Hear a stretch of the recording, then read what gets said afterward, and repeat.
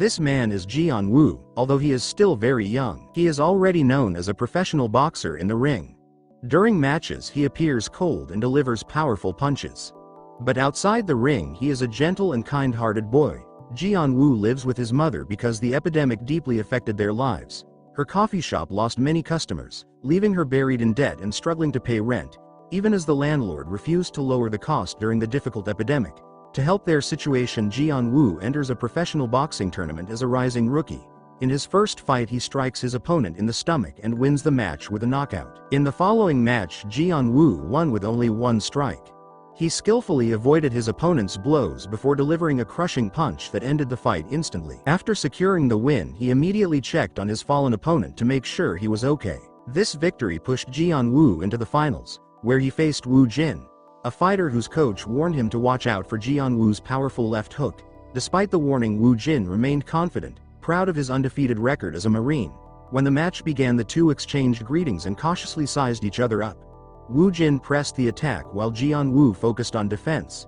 Then at the perfect moment Jeon-woo unleashed a brutal left hook. Jeon-woo's strike landed on Woo-jin's hip, sending him crashing down. But Woo-jin quickly rose to his feet and shouted in defiance. As Jeon-woo swung another left hook, Woo-jin blocked the blow and countered, imagining his punch knocking Jeon-woo unconscious. Yet it was only a fantasy. In reality Jeon-woo pressed forward and delivered his trademark left hook, dropping Woo-jin to the mat and claiming the championship title. After the loss, Woo-jin received nothing but a cold response from his coach. Frustrated and aimless, he asked to go get something to eat. The coach mentioned the epidemic, then handed him some money and told him to go by himself, leaving Woo-jin to walk away alone. Outside, Woo-jin noticed Jeon-woo waiting for him.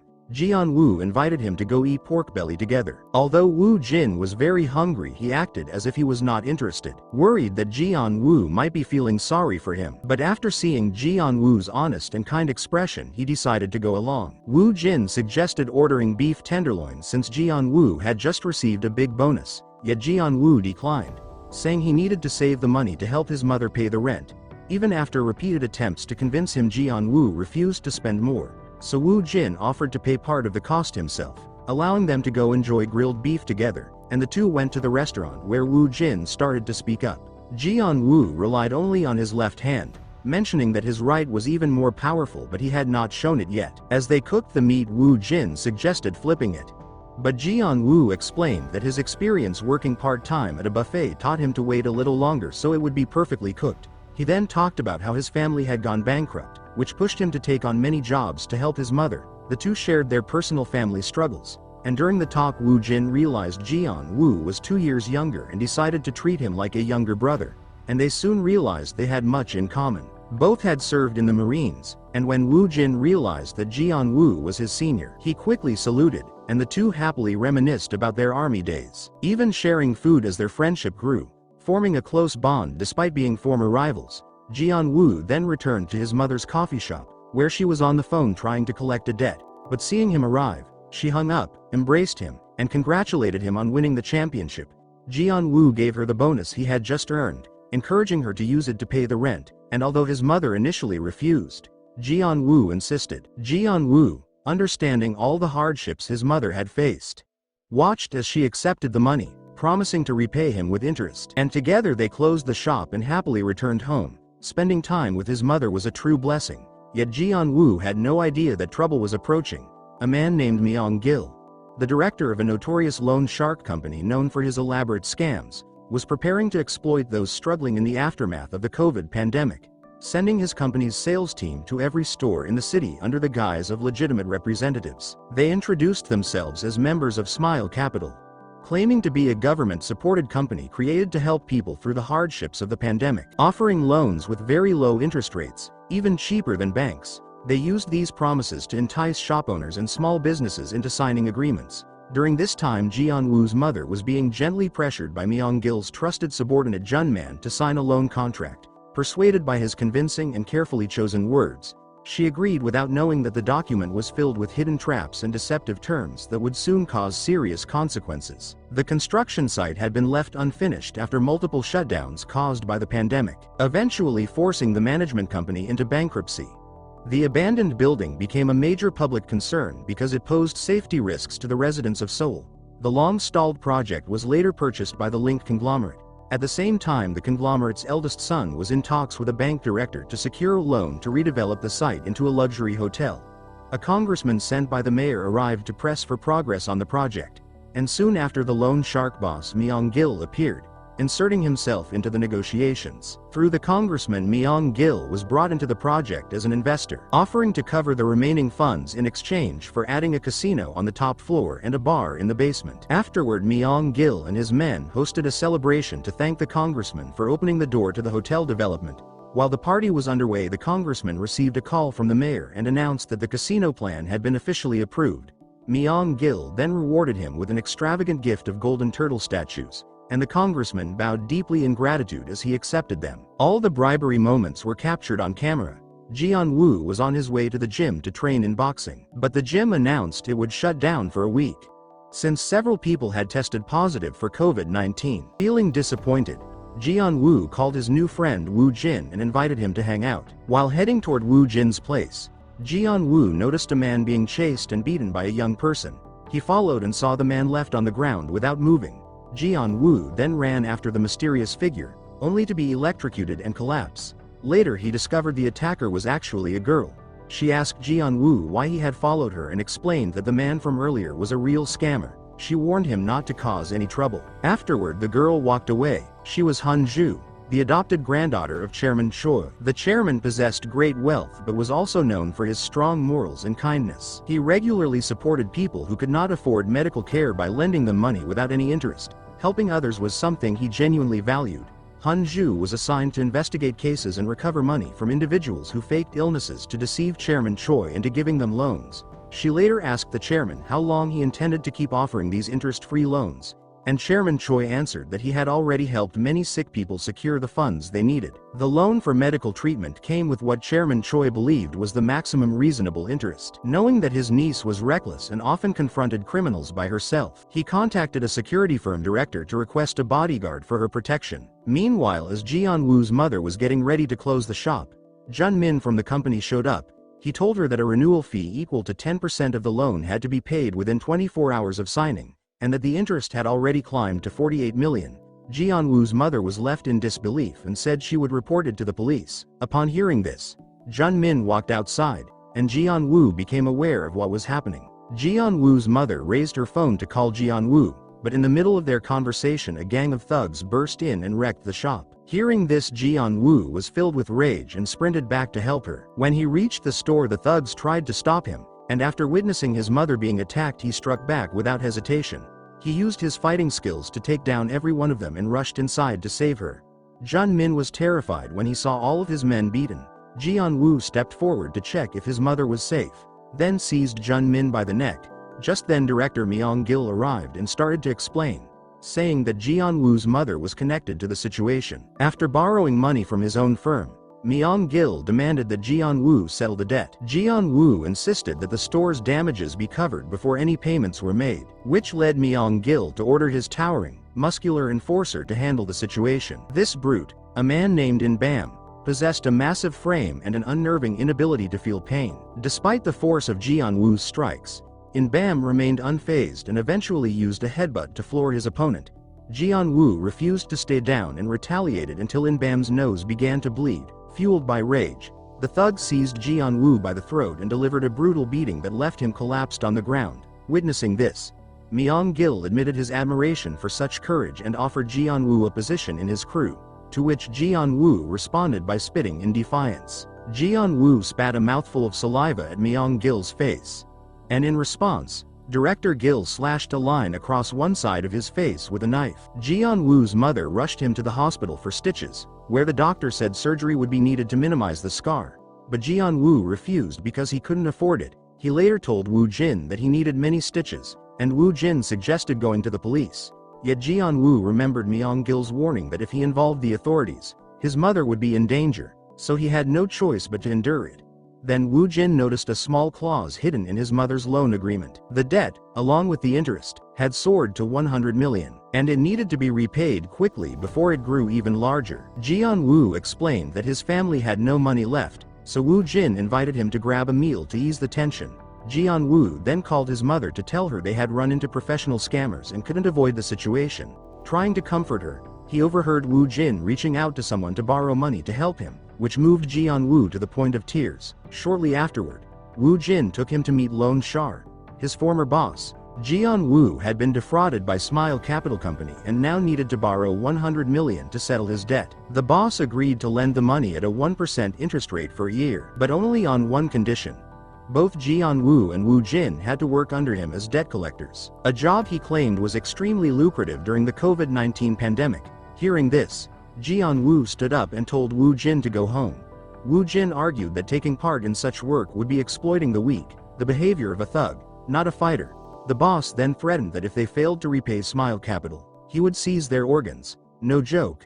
Woo-jin immediately returned the money and left, boldly glaring at his former boss. Woo-jin reached out to the director of the bodyguard company for assistance, and both he and Geon-woo quickly went to the company to speak with him. The director, a former Marine and Woo-jin's senior, explained that a wealthy man named Chairman Choi was seeking a bodyguard. Having interviewed many candidates but found none suitable, he wanted to recommend 2 people for the position. When Woo-jin mentioned they were also looking to borrow money, the director suggested they meet Chairman Choi directly, noting that the chairman was not only rich but exceptionally kind. He had a detective check Geon-woo's background, and after reviewing it, Chairman Choi spoke highly of him. Seeking someone dependable and hardworking, Driver O shared Woo-jin's profile and recommended that both he and Geon-woo be hired. Geon-woo and Woo-jin went to a sushi restaurant to meet Chairman Choi, but the owner allowed only Geon-woo to enter. Chairman Choi inquired about the wound on his face, and Geon-woo explained he had gotten it while defending his mother from an attack by loan sharks. Chairman Choi then shared that he had once been a loan shark himself but left the business long ago, and now he offers interest-free loans to help those who cannot afford medical care. He was looking for a trustworthy person to work as a bodyguard to protect his niece. Geon-woo was glad to hear that he wouldn't have to work as a debt collector. Chairman Choi explained that he had carefully reviewed Geon-woo's background before making his decision, and he also shared why he was committed to using his wealth to help those who couldn't afford medical treatment. Geon-woo admired the chairman's kindness, and he told Woo-jin that he probably made a good impression. The two of them then went to Geon-woo's house to have dinner with his mother, when suddenly there was a knock at the door. Chairman Choi's driver, Driver O, handed Geon-woo a bag containing 100 million, explaining that it was 2 years' salary in advance, and told Woo-jin to start work the following morning at 10 o'clock. After Driver O left, Woo-jin clutched the money and broke into tears, deeply moved by the support of a benefactor. Geon-woo then went inside to give the money to his mother and shared the full story. His mother apologized for having jeopardized his future as a martial artist. Geon-woo comforted her and thanked Woo-jin, and the next morning at 10, Geon-woo went to meet Chairman Choi. Woo-jin wanted to accompany Geon-woo to make the introduction and asked Chairman Choi if he could work alongside him. The two entered to greet the chairman, and Woo-jin did his best to showcase his abilities while requesting to work with Geon-woo. And since Chairman Choi already knew Woo-jin's background, he agreed, but added that he would only be providing the salary, and both of them still needed to pass an interview with his niece, Han-ju, to be officially hired. Geon-woo asked what would happen if they failed the interview, and Chairman Choi explained they would have to repay the money. Geon-woo mentioned that he had already spent it all repaying his debt, and Chairman Choi advised them to remain calm. Chairman Choi encouraged them to believe in themselves, then handed Geon-woo a card and suggested they go find something tasty for lunch, adding that they should always stay together. The two waited in a study room to meet Han-ju, where Woo-jin picked up a book and discovered it contained 100 million. Soon realizing that every book was filled with money, they carefully returned it to its proper place. Geon-woo told Woo-jin that he had already met Han-ju when he had chased her and been electrocuted. Just then Han-ju arrived. She was opposed to Chairman Choi hiring bodyguards for her, so when the two young men greeted her, Han-ju openly declared that she didn't need any bodyguards and immediately sent the two young men away, then called Woo-jin a bastard, which deeply offended him, and walked off. Geon-woo remained behind, kneeling down to plead with Han-ju, explaining that he desperately needed the job because his mother had been defrauded by the Smile Capital Loan Company. The debt had grown to 100 million, and Chairman Choi had already advanced him 2 years' salary to help settle it. Now, without this job, he had no idea how he could repay Choi, while Han-ju was simultaneously investigating the illegal dealings of Smile Capital. She asked Geon-woo to stand and invited both of them to the restaurant, where Han-ju told them about a scoundrel named Jam Yong whom she was investigating. He had lied that his mother needed surgery and borrowed 10 million from Chairman Choi before vanishing.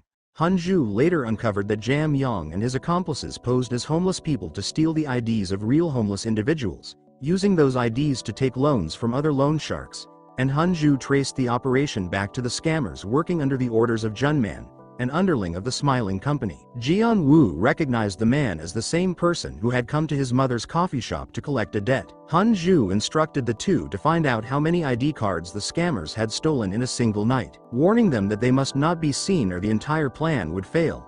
Jam Yong and his accomplices were disguised to steal IDs from homeless people. When the group got into a car, Hun-joo immediately tailed them, with Geon-woo and Woo-jin following close behind. Jam Yong approached the homeless, claiming to represent the Seoul City Homeless Association, a government-funded organization, promising that anyone who joined would receive a monthly stipend. The scammers told the homeless to simply show their ID to join the association and assured them they would receive their allowance the following week. One by one, the homeless handed over their IDs, falling into the trap. Then they tried to deceive an old man, who immediately recognized them as the same people who had scammed him before and shouted for his ID back. The scammers began beating him.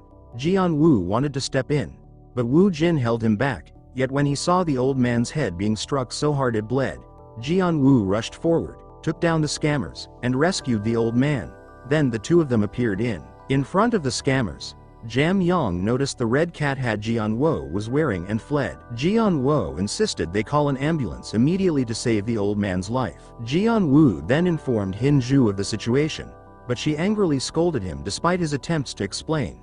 Hun-joo hung up, prompting Woo-jin to call and plead, promising that everything was under control and asking for 5 minutes to explain and apologize.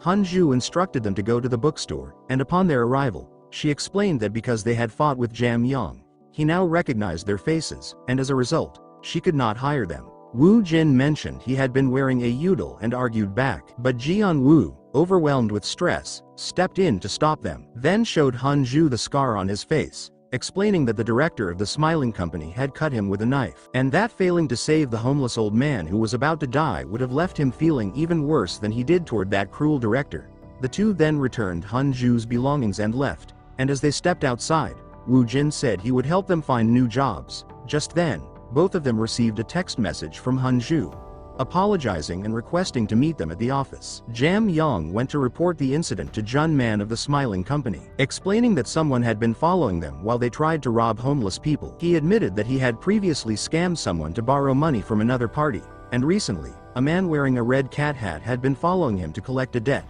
noting that the two men who had just fought were also wearing that same hat. At the bookstore, Hun-joo was with Woo-jin and Jeon-woo dealing with the scammers, and when she checked the camera, she saw Jong and Junman entering the bookstore, then shut the bookstore door and turned off all her phones. Junman shone a light inside but saw no one, then told Jong to kick the door hard, glanced at the camera, and left. The three of them began trying to figure out how the scammers had discovered their location. After considering several possibilities, Jeon-woo realized it was very likely they had recognized Hun-joo's red cat hat, since when Jeon-woo had chased Hun-joo and been electrocuted, he had also been struck by the hat. Hun-joo listened to Jeon-woo and agreed that it made sense. Chairman Choi then arrived at the bookstore. Hun-joo admitted that they had secretly followed Jong and intended to catch him, even though Chairman Choi had originally forbidden it because it was extremely dangerous. She continued to justify her actions, then instructed Jeon-woo to remove the scar from his face. Chairman Choi was shocked when he saw Jeon-woo's scar and asked Jeon-woo who had caused it. Jeon-woo explained that it was the director of the Smiling Company, but when Chairman Choi asked for his name, Jeon-woo did not know, adding that the man also had a long scar on his cheek like Jeon-woo. After hearing this, Chairman Choi told the three of them to go home and ordered Driver O to investigate further. The director of the Smile Capital Company was Myeong-gil or not. Hun-joo. After completing their last mission, the two boys grew closer. The three of them went out for barbecue, and Hun-joo shared her past with the boys, explaining that she had no blood relation to Chairman Choi. As she had been a child in an orphanage, he ran and was later adopted by him at the age of 17. When Chairman Choi returned home, he received a call from Driver O, who informed him that Myeong-gil had been identified as the director of the Smile Capital Company, causing Chairman Choi to reflect on the past. He made the decision to close the loan shark company he had established, and among those laid off was Myeong-gil. That evening, Chairman Choi received a call from the security guard reporting that two thieves were breaking into his office. Choi immediately drove to the company and found that the intruders were a thug and a professional locksmith. After they opened his safe, they discovered a large stash of gold coins and a pile of IDs valued at 1 billion. When Chairman Choi arrived at the office alone, he single-handedly took down the In-bomb and the locksmith were being questioned by Chairman Choi regarding who had sent them. But the interrogation was interrupted when Myeong-gil burst in and stabbed the chairman. Though the chairman managed to draw a knife and slash Myeong-gil's face in retaliation, he was ultimately stabbed again. At that moment In-bomb intervened by throwing the chairman out of a high-story window. While the body vanished from the ground below, Myeong-gil and his crew ignored the disappearance to gather the cash and douse the office in gasoline, finally setting the entire place ablaze. Myeong-gil set the office on fire to destroy all evidence. And Chairman Choi warned his niece Han-ju to stay away from him, saying they were dangerous murderers, and advised her to move the bookstore elsewhere. Explaining that he was now old and weak and no longer had the strength to face such evil people, Myeong-gil and his trusted subordinate Jeong-woo had arranged a meeting with the young master of a powerful tycoon, Director Hong, who was accompanied by his cousin, a police officer named Kyung, as the tycoon wielded immense influence and maintained close connections with the tax and audit offices, even bringing police support with him. Myeong-gil instructed his subordinate Jeong-woo to endure whatever came their way, and when they entered the room, Director Hong brought out the strong alcohol he had brought with him. Then he and his police cousin challenged Myeong-gil to drink, treating it as a test of strength, with each glass poured as they competed to see who would break first. Afterward, Director Hong and Kyung made taunting remarks, mocking the smiling company, which infuriated Myeong-gil and Jeong-woo. But they held their composure. Then Director Hong said he had already amassed enough wealth, and he refused to let Myeong-gil invest in constructing a casino within his family hotel. Director Hong understood clearly that Myeong-gil planned to use his family name to establish a legal casino. So Director Hong warned him not to exploit his family reputation for business, threatening that Myeong-gil would pay with his life. Director Hong then ridiculed the scar on Myeong-gil's face, which filled Myeong-gil with rage, yet he could only suppress his anger and wait for the right moment. Soon enough Director Hong was forced to face the consequences of his words, as Myeong-gil instructed Jeong-woo to uncover something deadly that could be used against the heir. The Link Group to deal with him. Director Hong drove his supercar into a garage for a routine wash. The employee quickly alerted Jeong-woo about his arrival. Director Hong was trapped inside and confronted by several men who restrained him and humiliated him. Jeong-woo arrived with In-bomb and approached Director Hong, who fell to his knees and begged for forgiveness. Jeong-woo said he should never have disrespected Myeong-gil, then used his phone to issue further orders. Director Hong continued pleading, but In-bomb stepped forward and ended the confrontation by attacking him and using a dangerous substance on him. No longer able to endure it, Director Hong finally followed Jeong-woo's orders. The recording was then sent to Myeong-gil for him to watch. Afterward Myeong-gil and In-bomb drove to the place where Director Hong had hidden his gold. The gold had been melted down from what Myeong-gil had previously taken from Chairman Choi.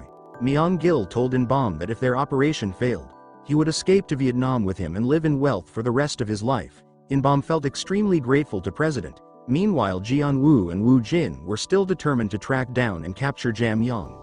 The three of them drove to the location and waited for the others to appear. They spotted Han-ju's car and realized they had been discovered. So Jam-young immediately called the leader Jinmin to warn him. Then they pretended to get into the car to lure the three of them toward the homeless shelter. Geon-woo and Woo-jin followed just like before. Jam-young told the two to come out and stop hiding. Han-ju then noticed many vehicles arriving with thugs inside. The men got out and moved into the tunnel. Seeing that Geon-woo and Woo-jin were in serious danger, Han-ju quickly contacted Chairman Choi for help. After hearing the news, Chairman Choi immediately reached out to one of his former employees. Soon a group of armed thugs advanced from both sides, closing in to surround Geon-woo and Woo-jin. Woo-jin and Geon-woo removed their masks and prepared to fight. But the leader Jinmin recognized Geon-woo as the son of the coffee seller who had attacked him before. Geon-woo and Woo-jin battled the thugs one after another and managed to take down many of them. Yet their enemies were too numerous. Woo-jin was struck on the head and fell to the ground. Geon-woo forced himself up to help his friend. At that moment Han-ju rushed in and used batons and electric shock tools to knock down several more attackers. In the end the three of them defeated all the thugs and managed to escape to Geon-woo's house. His mother was asleep and when she heard the noise she believed her son had returned from work. But then two figures appeared. As the thugs and Jam-young invaded the home of Geon-woo's mother and abducted her, a mysterious man intervened, quickly incapacitating one assailant before turning his attention to Jam Yong. Witnessing the arrival of this expert fighter, Jam Yong grabbed Jeon-woo's mother and fled. While the man was momentarily hindered by the recovery of the first thug, he successfully knocked the criminal out again and resumed his pursuit.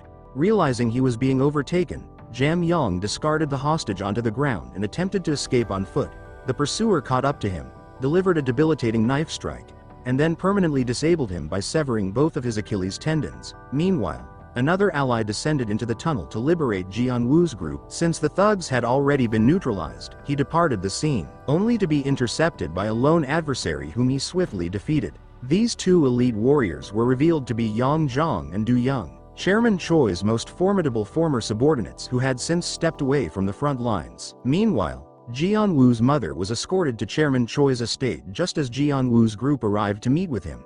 Chairman Choi reprimanded them for their impulsive actions and warned them to sever all ties with those dangerous individuals. To ensure her ongoing protection, the chairman decided to relocate Jeon-woo's mother to his private orphanage. At the same time, Director Myeong-gil arrived at the hospital to check on his injured men who had just having been brutally defeated. The men were hospitalized, where doctors confirmed that the tendons in both of Jam Yong's heels had been cleanly severed. Jam Yong reported that his attacker was an expert with blades who wielded a sashimi knife with lethal precision. Upon hearing this, Myeong-gil smiled and left, recognizing the signature style of the assailant as that of Yang Young. Now a quiet sushi chef, Yang Young and Du Young were once Chairman Choi's most loyal and feared enforcers. After a period of retirement, they accepted the chairman's request to come out of hiding, ready to dismantle Director Myeong-gil's operations and finally secure their revenge for his. It seems like the old guard is returning for a final showdown. Upon returning to his headquarters, Director Myeong-gil briefed his three top lieutenants on the mysterious newcomers who had decimated his forces. He revealed that during his past coup to overthrow Chairman Choi, he and his conspirators had methodically hunted down and executed nearly all 10 of the chairman's elite assassins. However, 2 master killers managed to survive the purge. Myeong-gil theorized that the expert who crippled Jam Yong was almost certainly one of these legendary survivors. Meanwhile, Chairman Choi's driver, Oh, joined forces with the 2 resurrected assassins to coordinate a lethal strategy to finally take down Myeong-gil. It sounds like a massive confrontation is brewing between the old legends and the new regime. Investigated the backgrounds of Myeong-gil's 3 primary lieutenants and strategically divided the targets among themselves. Yang Young inquired about the status of the capital hidden within the bookstore, prompting Chairman Choi to order its immediate relocation now that their sanctuary had been compromised. Yang Young suggested that the 3 young protégés take charge of the transport, noting that their raw power was undeniable after they had neutralized 30 thugs using nothing but their bare hands. Chairman Choi approved the plan to entrust Jeon-woo's group with the critical task. While the trio enjoyed a home-cooked meal prepared by Jeon-woo's mother, Yeon-ju received a cryptic text from the chairman directing them to return to the bookstore. The stakes are rising now that the secret stash is being moved. Late the day after tomorrow, take all the money and relocate. Late that night, the 3 of them packed their bags and loaded 2 vehicles with numerous cardboard boxes before heading to the bookstore to execute the mission. Upon their arrival, the trio entered the building unaware that one of Jam Yong's subordinates was trailing them with a blade. While Yeon-ju began packing the cash into the boxes, Geon-woo and Woo-jin headed toward the warehouse to retrieve a transport cart. Yeon-ju suddenly realized they were being watched and checking the security monitors. She spotted a thug from the bomb gang infiltrating the warehouse. She immediately sprinted toward the storage area to warn the others. The tension is peaking with the gang closing in on the warehouse, but was struck violently from behind by Jang Do and collapsed. Yeon-ju attempted to use a taser to neutralize her attacker, but he overpowered her and used the device against her until she lost consciousness. Meanwhile, the thug In-bomb stormed the warehouse to confront Jeon-woo and Woo-jin. Although In-bomb had bested Jeon-woo in a previous encounter, he was now forced to defend himself against 2 exceptionally skilled young fighters simultaneously. After a grueling struggle, the duo managed to gain the upper hand and floor the brute. Jeon-woo continued a relentless assault until Woo-jin intervened to prevent him from delivering a fatal blow. After they secured the thug with zip ties, they realized Yeon-ju had been abducted by Jang Do.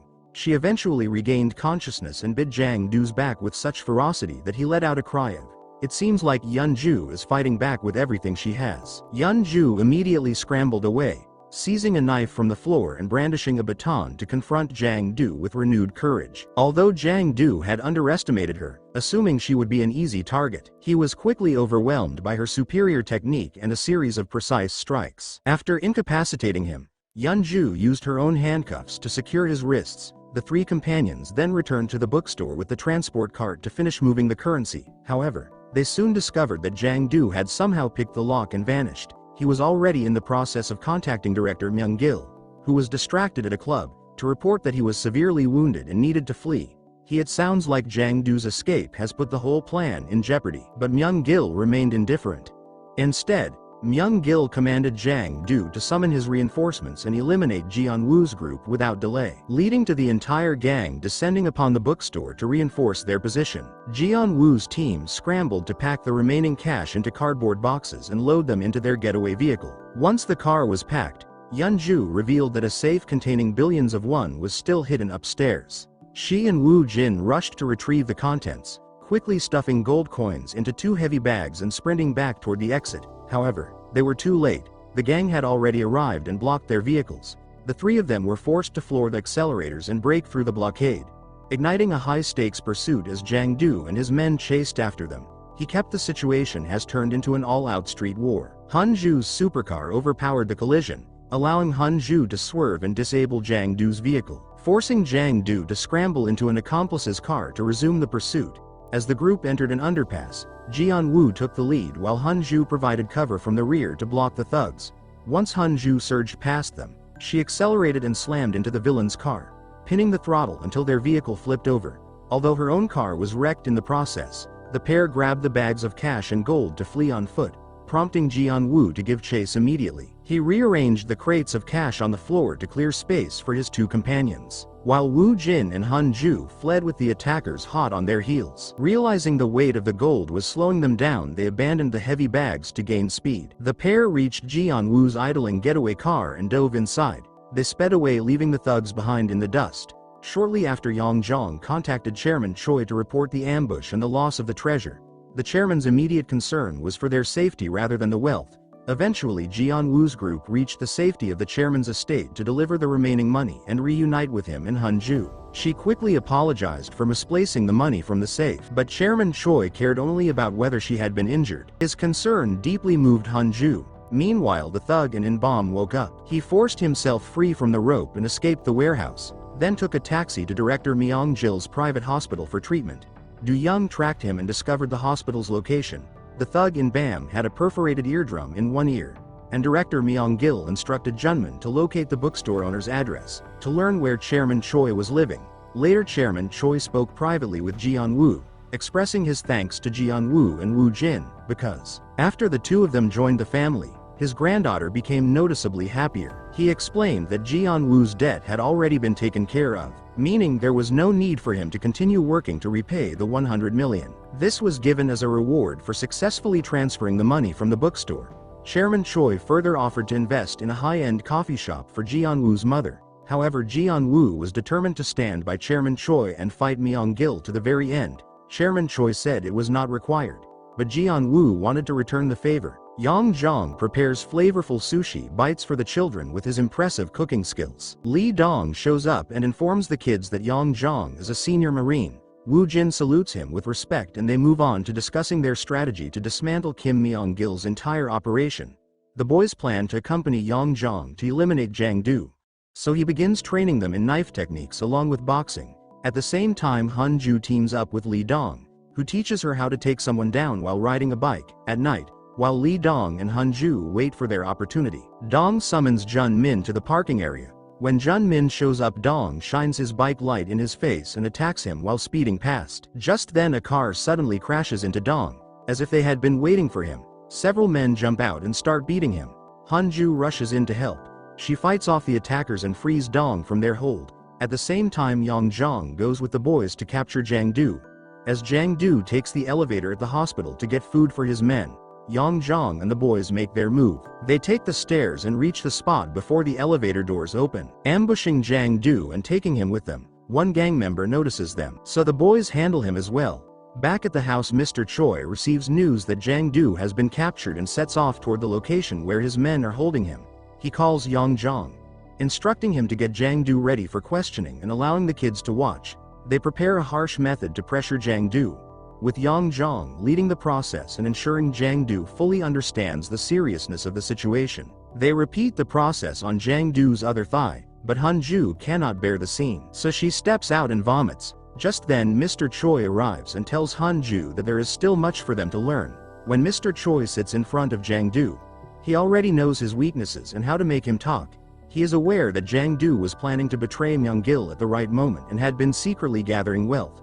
So Mr. Choi offers him a generous sum of money and a house in a location that Myeong-gil would never be able to reach. In exchange, he wants to uncover all of Myeong-gil's secrets. And Jang-do agrees, while Dong records everything on his cell phone, explaining that Myeong-gil is a ruthless opportunist who cheats those who borrowed money from Mr. Choi. He would pressure them into paying extension fees or risk losing their collateral. Even though Mr. Choi offered interest-free loans, Myeong-gil took advantage of the situation for his own gain. And he also holds numerous compromising videos of powerful people and business leaders in the city, which he uses to blackmail them. For instance, he is blackmailing Link Group's chairman Hong, forcing him to invest in the casino and nightclub that Myeong-gil plans to open. Soon Myeong-gil's gold is stored at a secret location where only he brings in Bomb, as he trusts in Bomb more than his own brother, so all his secrets are kept within Bomb. Meanwhile, Chairman Hong meets Myeong-gil again, while Hong's cousin listens in on their phone conversation, but Myeong-gil discovers the eavesdropping and punishes Hong for it. Then he forces Chairman Hong to hand over the two bikers who had killed Jun Men earlier through his cousin's influence. Using his connections in the police department, he gives them 5 hours to comply, warning that if they are late, he will post a video of Chairman Hong online. Meanwhile, the boys are traveling with their seniors when they receive an invitation from Mr. Choi for drinks at his home. His mood is unusually cheerful, and that's the reason for the gathering. As Mr. Choi and Han-ju have grown close again, they even plan a trip to Rome once everything is finally settled. At Mr. Choi's house, they enjoy drinks together. Woo-jin tells jokes, and everyone shares a relaxed, enjoyable time. After the party, Yang Jong and Lee Dong sit together, reminiscing about their past experiences, when Dong gets a call from his wife revealing that he is soon going to be a father. Something he had kept from Yang Jong and Mr. Choi. Yang Jong advises him to go home and spend time with his family, even giving him some money and arranging a cab. Meanwhile, Chairman Hong's cousin has tracked down the biker's location, and as they stop near the parking area, Myeong-gil gathers all his men and heads there. But although the place seems empty at first, he soon uncovers what is really happening. At Lee Dong's house, they notice saltwater footprints on the ground and realize that Jang-do was tortured there and has already revealed information against Myeong-gil. So they make their way to Dong's home and knock on the door, but when his wife comes to answer, Dong stops her, looking carefully through the peephole in the window, sensing danger. He has his wife sit in a room and locks the door, then places a fridge and a chair in front of the door to create a barrier, while outside, the intruders begin smashing the windows to gain entry. As they break in, Dong fights bravely until his last moment, and ultimately, Mr. Myeong-gil demands that he reveal Yang Jong's location to save his wife. Later, Mr. Choi enjoys breakfast with the boys and Han-ju. The meal, prepared by Jeon-woo's mother, is delicious, and he asks her to cook for the children at his orphanage. After a while, Jeon-woo and Han-ju take his mother to the orphanage, leaving Woo-jin and Mr. Choi alone at home. Meanwhile, Kim Myeong-gil arrives at the location. Yang Jong suspects that Kim Myeong-gil murdered Dong and his wife to track down this location. Myeong-gil admits to the crime and a brutal fight breaks out. Although Yang Jong is skilled with knives, Myeong-gil uses specialized shoes with blades on the toes to slash Yang Jong's legs. After gaining the upper hand, Myeong-gil stabs Yang Jong with his own weapon and kills him. He then leads his crew to Mr. Choi's residence. Having sensed a disturbance, Woo-jin alerts Mr. Choi to the looming threat. Mr. Choi retreats to the basement and begins preparing his firearm for the confrontation. Bullets. In the meantime, Woo-jin fights Kim Myeong-gil's henchmen single-handedly. Mr. Choi manages to take down several attackers using his firearm. Unfortunately, Woo-jin suffers a severe stab wound to the abdomen and collapses on the floor. While Mr. Choi attempts to reload his weapon, In-bomb ambushes him and slams him violently to the floor. Myeong-gil arrives and tells Mr. Choi that because he learned so much from him, he will grant him a quick death. He then slits Mr. Choi's throat with a knife. After looting all the cash and gold from the safe, they set the building ablaze. Once the killers depart, Jeon-woo and Hun-ju return to find Woo-jin. Woo-jin is in critical condition, so Jeon-woo carries him out to rush him to the hospital. Mr. Choi has already passed away, so Jeon-woo and Hun-ju must flee as the fire reduces the entire house to ashes. At the hospital, Woo-jin is clinging to life due to massive blood loss. Jeon-woo provides his own blood for a transfusion to save his friend. Hun-ju remains in deep shock over the loss of her grandfather and slips away from the hospital in silence. Eventually, the doctors deliver the news that the surgery was a success and Woo-jin is finally out of danger. After several days, Woo-jin and Jeon-woo wake up in an apartment located in a secluded area. They begin jogging along the coast and arrive at a gym to start lifting weights and training intensely. It appears they are preparing as if for a boxing championship. Mr. Oh is also staying with them during this period. Now that they have fully healed from their wounds, they ask for his permission to leave and seek vengeance against Myeong-gil. Mr. Oh is reluctant to let them go because he still views them as kids. The boys attempt to persuade him by explaining that they have a strategic plan, this time involving the previous victims of Myeong-gil. Seeking vengeance against Myeong-gil, they approach Jill's corrupt enterprise to propose an alliance. Yet Mr. Oh remains steadfast in his refusal to release them. The next morning Mr. Oh visits Mr. Choi's memorial where he discovers a note left by Hun-ju.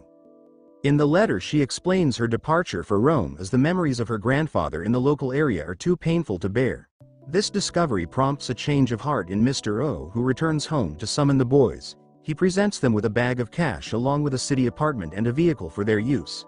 Finally he grants them his blessing to hunt down Mr. Choi and seek their revenge. The boys then begin their journey. After traveling by bus and arriving at the apartment provided by Mr. Oh, the boys meet Min, the granddaughter of Mr. Oh, who happens to be their new neighbor. Once settled, the group gathers to devise a strategy. They begin by approaching several other moneylenders who were previously swindled by Myeong-gil. However, they are met with immediate rejection because the fear surrounding Myeong-gil is too great. Although these lenders desire to recover their stolen wealth, they believe Myeong-gil would execute anyone who dares to oppose him. Later, the boys track down Mr. Moon, a man living in dire circumstances who was also left ruined by the loan sharks. When he attempted to stand up to them, he was brutally beaten, leading the boys to kidnap Jeong Chan and force him to reveal every detail regarding Myeong-gil's criminal enterprise. Surprisingly, Jeong Chan is fully cooperative and discloses that Myeong-gil keeps compromising videos of various businessmen on his phone. He specifically points out a recent victim, Chairman Hong. Back at the apartment, the boys use Min's computer to track down the chairman and send him a friend request on social media. However, Min suddenly interrupts and stops them from using her computer. Chairman Hong meets with Myeong-gil regarding the delayed investment for the casino and nightclub.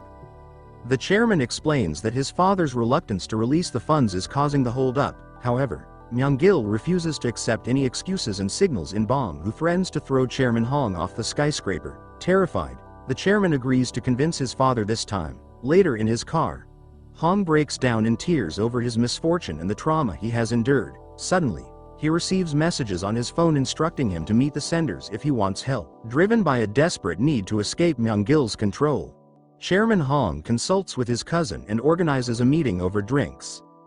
They invite Geon-woo and Woo-jin to join them so they can speak freely. However, Woo-jin explains he cannot drink because his liver was severely damaged when he was stabbed by Myeong-gil's henchmen. Jeon-woo also typically avoids alcohol, but when Chairman Hong insists that they cannot talk business without drinking, Jeon-woo decides to make an exception. He begins downing glass after glass, shocking everyone with his endurance. Before long, Chairman Hong and his cousin Gang Yong become completely intoxicated and start to open up, spilling their secrets in their drunken state. The men wake up the following morning in their own home to find Jeon-woo and Woo-jin already there. The boys had brought them back the previous night to continue drinking, although the pair has no memory of it now. To help them recover, the boys prepare noodle soup to cure their hangovers. Later, Gang Yong brings the boys to his office where they are introduced to two other police officers. They form a specialized team dedicated to capturing Myeong-gil. Their primary objective is to secure solid evidence, which requires gaining access to his mobile phone. They determine there are currently two possible ways to infiltrate Myeong-gil's device. The first strategy involves tricking him into scanning a tampered QR code, while the second requires connecting his device to a compromised Wi-Fi router. Determined to succeed, the team decides to execute both plans simultaneously. They proceed by installing hidden cameras throughout the building and summoning Myeong-gil for a final meeting where Chairman Hong is scheduled to sign the contract. As Myeong-gil arrives and scans the QR code to gain entry, the police successfully establish a connection to his phone. However, they're shocked to discover that the device contains absolutely no incriminating data. Meanwhile, in the meeting room, Chairman Hong remains visibly shaken and lacks confidence, clearly traumatized by the prospect of finalizing the deal with Myeong-gil. Watching through the surveillance cameras, Gang Yong notices that Myeong-gil is carrying a second phone inside his bag. Realizing this must be the device containing the evidence, they shift their focus to connecting it to their compromised Wi-Fi router. Chairman Hong steps out of the building to check if they have successfully retrieved the data, but Gang Yong informs him of the setback. He explains they have a secondary plan, but it requires Chairman Hong to remain composed and confident. After receiving a much-needed pep talk from Gang Yong, the chairman returns to the meeting room where he requests that the lawyers leave so he can speak with Myeong-gil in private. Once they are alone, he demands that Myeong-gil delete the illicit video before any further progress is made. Signing the contract, he insists on seeing the video deleted personally because he no longer trusts Myeong-gil's word. Chairman Hong has arrived with newfound confidence this time and successfully manages to handle Myeong-gil's mobile phone. He quickly connects the device to the hidden Wi-Fi router, which grants full access to his team waiting outside. Acting on Gang Yong's orders, the police officer wipes all the incriminating data from the phone. Later that day, Myeong-gil returns home in high spirits after finalizing the massive contract. However, he detects a strange scent inside his room and opens his safe only to find that his phone has been completely fried. In that moment, he realizes that Chairman Hong was behind the sabotage. Myeong-gil then retrieves the phone belonging to Mr. Choi. As he has kept a collection of all his victims' phones stored in a drawer, he makes a call to have the location of Mr. Oh traced from the device he is sending over. The contact is revealed to be a corrupt police officer at headquarters who is working for Myeong-gil in exchange for money. When his senior, Gang Yong, mentions the incriminating videos found on the loan shark's phone, the mole immediately conveys this information back to Myeong-gil. Before we continue, please help this channel reach 1,000 subscribers by taking a few seconds to subscribe to my channel. Thank you so much. Next. The following day, Myeong-gil dispatches his men to hunt down Mr. Oh at the coordinates provided by the mole. Meanwhile, on the other side, Geon-woo and Woo-jin manage to obtain complete details about Myeong-gil from Yeong Chan by bribing him while they are back at the apartment investigating. Later they get a call from an unknown number, and they are told to go to a specific location to rescue Mr. Oh, who is Min's grandfather. She decides to join the boys and proves her skills by demonstrating her expertise with a compound bow to earn their trust. The boys also contact Mr. Moon to assist them. The reason they involve Mr. Moon is because he had also been working with Mr. Oh at the designated location. When they arrive, they do not find Mr. Oh. Instead, they encounter the goons of Myeong-gil. It turns out they were lured there as a trap because Myeong-gil wants them dead. However, the boys are much stronger than before as their fighting skills and stamina have improved after training. With support from Min and Mr. Moon, they easily take down the goons one by one. Mr. Moon fights one of the main gangsters, the judge, who tries to escape, and Jeon-woo defeats him without any difficulty. After that, they torture Young to force him to reveal Mr. Oh's location. Then they ask Mr. Moon to make in-bomb talk while the boys and the men head out to rescue Mr. Oh. On the way, they inform Bang Yong about the location and he tells them to wait for the police. However, a mole inside the department leaks the information to Myeong-gil that the police are on their way. Myeong-gil immediately orders his men to move Mr. Oh before the police arrive. So when the police reach the location, they find it completely empty. Meanwhile, Mr. Moon continues torturing In-bomb to make him reveal the truth. In-bomb goes as far as to mutilate his own tongue, forcing them to take him for emergency medical care. The next day, while Gang Yong is picking up a coffee from a shop, an employee spikes his drink with poison under orders from Myeong-gil. Sensing that something is off, Gang Yong rushes to a nearby store and demands salt to induce vomiting, allowing him to purge the toxin from his system. Unfortunately, the two officers who assisted Gang Yong in gathering evidence against Myeong-gil are murdered. During this time, Geon-woo and Woo-jin get a phone call from Myeong-gil. Min survives and remains willing to head to the location without police assistance. Once they arrive at the site, Geon-woo and Woo-jin go inside while the other men are told to wait for a short while, as they anticipated the henchmen belonging to Myeong-gil launch a violent assault on the boys. However, the two youngsters hold their own and defend themselves so well that none of the attackers can take them down. Eventually Myeong-gil grabs Mr. Oh and holds a blade to his neck, demanding that the boys surrender or he will execute the old man on the spot. Just then Min arrives and fires an arrow directly into the arm of Myeong-gil, who manages to flee the scene despite his injury. The boys and the men successfully rescue Mr. Oh just as the police units pull up to the building. At the site, the authorities apprehend every thug and discover enough proof to secure a warrant for a raid on the residence of Myeong-gil. While searching the house, they uncover the mobile devices belonging to the deceased and missing individuals, which serves as powerful testimony against him and ensures his time as a free man is over. The corrupt officer within the police force is also taken into custody.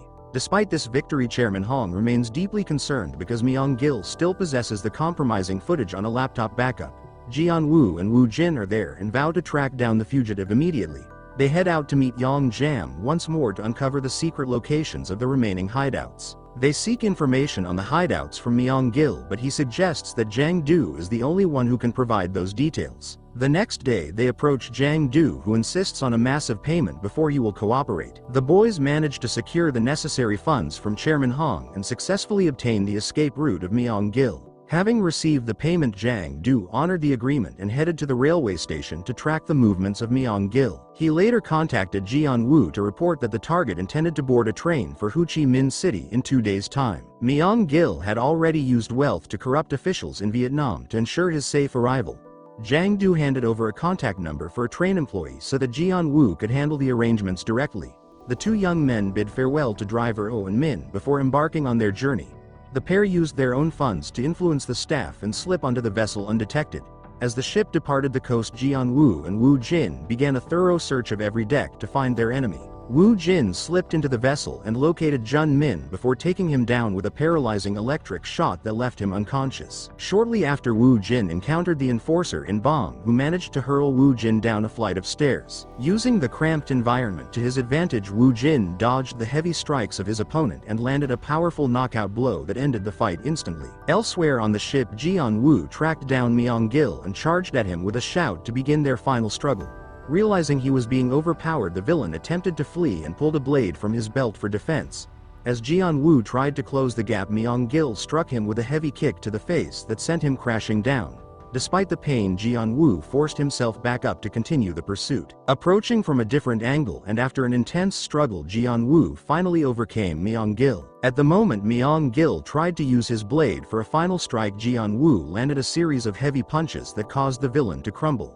Jeon-woo remarked to Woo-jin that they might have felt like assassins during this journey, but insisted that they would now return to their true lives as professional boxers. The pair then discovered the hidden stash of gold belonging to their enemy. Jeon-woo contacted Min to report that the entire treasure had been recovered. When Min inquired about the location of the mobile device belonging to Myeong-gil, Jeon-woo quickly secured the phone and handed it over. Min then placed a call to Hong to finalize the matter. Sharing the wonderful update, he explained that he would seek assistance from Interpol and they would await further developments in Vietnam. Hong questioned what the two of them intended to do with the massive hoard of gold. Jeon-woo responded that Chairman Choi always possessed a heart for helping the underprivileged, so he wanted to dedicate the fortune to that same cause. When Hong asked if they really intended to walk away from the wealth, Jeon-woo admitted he would like the money but recognized it did not belong to him. Hong revealed that the stack of gold was valued at nearly 84 billion and suggested using it to establish a welfare fund or perhaps finance the opening of a hospital.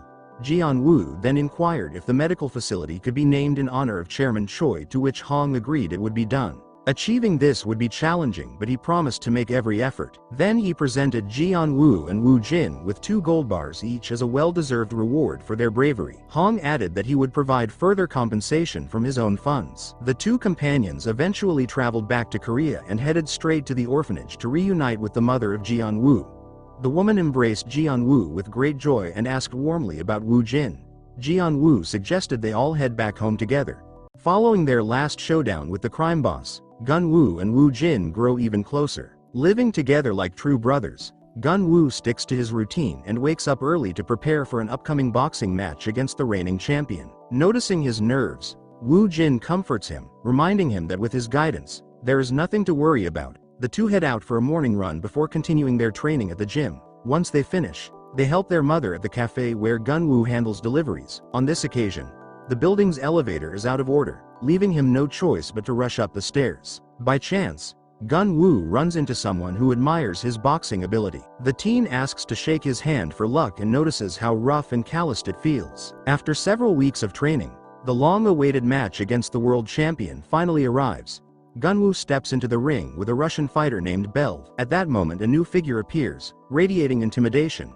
It is Chairman Baek Jong, the leader of the underground boxing scene. As the fight continues, Gun-woo's mind begins to waver. When he was struck, the ringing in his ears threw Gun-woo off, making it hard for him to breathe.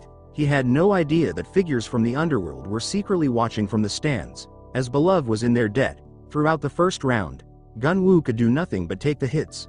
Woo-jin quickly stepped in to reassure him, urging his younger brother to steady himself. He reminded him that no defense is unbreakable and told him to rely on the close-range fighting style they had practiced. Strengthened by those words, Gun-woo regained his resolve. Feeling a surge of strength, Gun-woo set his sights on defeating Belilov in the match. With a quick motion of his arm, he drove a straight right punch forward, stunning his opponent and leaving him bleeding heavily. Fortunately the bell rang to close the round. Otherwise Belilov might have gone down. In the final round, Woo-jin urged his younger brother to end it with his most powerful right hand. But Gun-woo confidently replied that he would rely on method number 1, a single left punch would be enough to secure the win.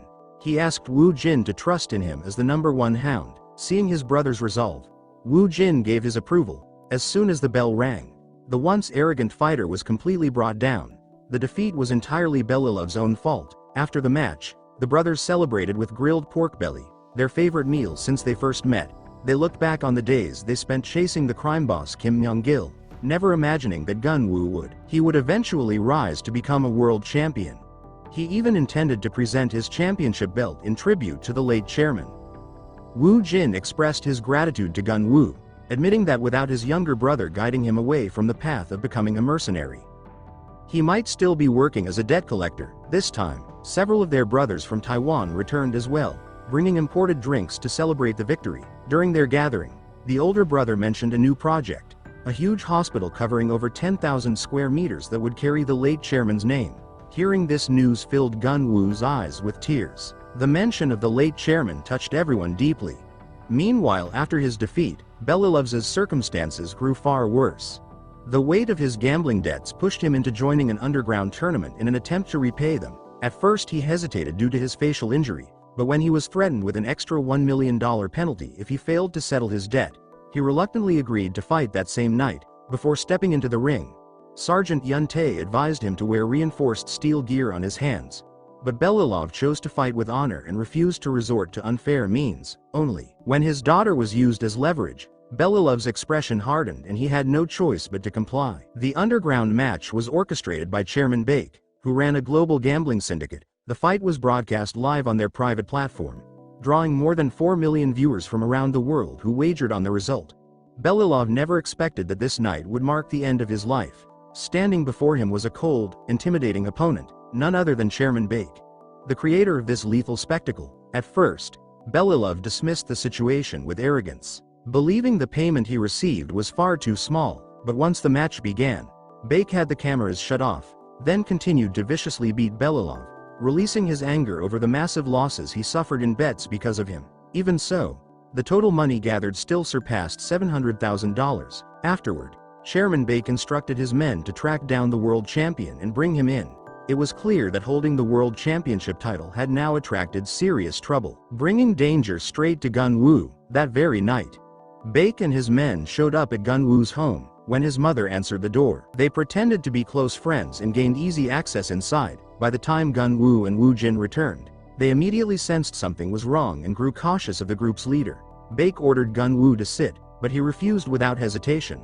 Then Baek revealed his identity as the chairman of the IKFC League, explaining that he had come to invite Gun-woo to join an underground tournament he was organizing, offering a prize of 10 billion along with an immediate payment, along with a 1 billion signing bonus. Seeing Gun-woo hesitate, Baek tried to exploit his weakness by bringing up his family, urging him to think about his mother and her future so she could live comfortably. When his mother attempted to call the police, she realized her phone had no signal. It was clear that Baek's men had already interfered with it. Concerned for her son, she told Gun-woo he did not need the money.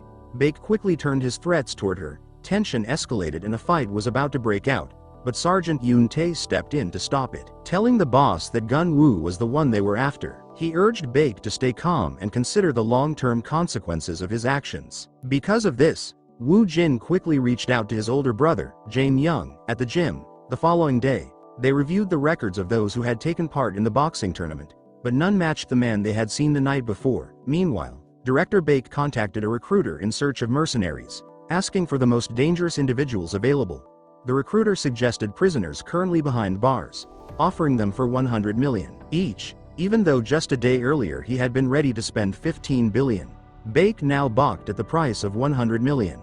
But once he learned the returns could reach 10 times that amount, he began to reconsider. From 4 photographs, he selected a man with a face marked by scars. Inside the prison, the inmate was soon given a book hiding a message that instructed him to take a pill at a specific hour in exchange for his freedom. Meanwhile, to protect their mother, Geon-woo and Woo-jin set up surveillance cameras all around the house. Yet they never expected Baek's men to show up that very same night. Among them was an expert hacker, who with a few swift actions disabled the surveillance system and opened the electronic door, giving the gang easy access to break in and carry out their plan to abduct Geon-woo's mother. Meanwhile, the men outside summoned a Cambodian martial arts specialist who relentlessly struck Geon-woo with a weapon.